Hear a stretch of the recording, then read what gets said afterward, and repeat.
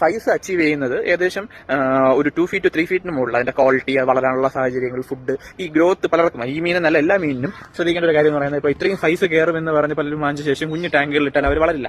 അവർക്ക് വളരാൻ സാഹചര്യം ഒരുക്കുക, മീൻസ് അവർക്ക് വളരാൻ ആവശ്യമായിട്ടുള്ള സ്ഥല സൗകര്യം അവർക്ക് കൊടുക്കുക, പ്രോപ്പർ ആയിട്ടുള്ള ഫീഡ് കൊടുക്കുക, പിന്നെ സ്പേസ് കൊടുക്കുക, അങ്ങനത്തെ പല കാര്യങ്ങൾ വൈൽഡ് കണ്ടീഷനിൽ വളരത്തക്ക രീതിയിലുള്ള എല്ലാ സജ്ജീകരണങ്ങളും നമ്മൾ ഒരുക്കി കൊടുത്താൽ അവർക്ക് അച്ചീവ് ചെയ്യാൻ പറ്റുന്ന മാക്സിമം സൈസ് വരെ നമ്മുടെ ടാങ്കുകളിൽ വെക്കും. പിന്നെ വേറൊരു കാര്യം എന്ന് പറയുന്നത്, വൈൽഡ് കണ്ടീഷനിൽ അവർ വൈൽഡ് വെറൈറ്റി ഓഫ് ഫീഡ് അവർക്ക് കിട്ടും. അതേസമയം നമ്മൾ അവരെ സെപ്പറേറ്റ് നമ്മളെ ടാങ്കുകളിൽ വളർത്തുമ്പോൾ അവർക്ക് ലൈഫ് സ്പാൻ കുറയുന്നതിന്റെ കാരണം എന്ന് വെച്ച് കഴിഞ്ഞാൽ നമ്മൾ പെലക്ട് ഫീഡും അല്ലെങ്കിൽ കൃത്യമായി ഉണ്ടാക്കുന്ന പലതരത്തിലുള്ള തീറ്റകളും പ്രോട്ടീൻ കണ്ടന്റ് കൂടിയ പെലക്റ്റുകളും കൊടുക്കും. അപ്പൊ അങ്ങനെ വരുമ്പോഴാണ് ഇവർക്ക് എന്ത് ചെയ്യുന്നത്, ഇവരുടെ ലൈഫ് സ്പാൻ കുറയുന്നത്, പലതരത്തിലുള്ള അസുഖങ്ങൾ വരുന്നതും ആ കാരണങ്ങൾ കൊണ്ടാണ്. ഇപ്പോ ഈ മീനുകൾക്ക് ഈ പറഞ്ഞ ഫീഡ് എടുക്കുന്നതിൽ ഒരുപാട് കാര്യങ്ങളുണ്ട്. ഇപ്പൊ വൈൽഡ് കണ്ടീഷനിൽ ഇവർക്ക് എല്ലാ ദിവസവും ഫീഡ് കിട്ടില്ല. മീൻസ് ഇപ്പൊ മാറ്റിലൊക്കെ കിടക്കുന്ന അല്ലെങ്കിൽ തൊട്ടിലോ അങ്ങനെ കിടക്കുന്ന മീനുകൾക്ക് ഇന്ന് ആഹാരം കിട്ടിക്കഴിഞ്ഞാൽ പിന്നെ കിട്ടുന്നത് ഒരുപാട് ദിവസം കഴിഞ്ഞിട്ടായിരിക്കും. അപ്പൊ ആ കിട്ടുന്ന സമയത്ത് മാക്സിമം ഒരു ഫുഡ് ഇൻടേക്ക് ചെയ്യുകയും അടുത്തവർ ഒരുപാട് യാത്ര ചെയ്ത ശേഷമായിരിക്കും അവർക്ക് അടുത്ത ഫുഡ് കിട്ടുന്നത്. അതേസമയം നമ്മൾ ടാങ്കുകളിൽ വളർത്തുന്ന മത്സ്യങ്ങൾ എന്ത് ചെയ്യും, നമ്മൾ എല്ലാ ദിവസവും ഫീഡ് ചെയ്യും.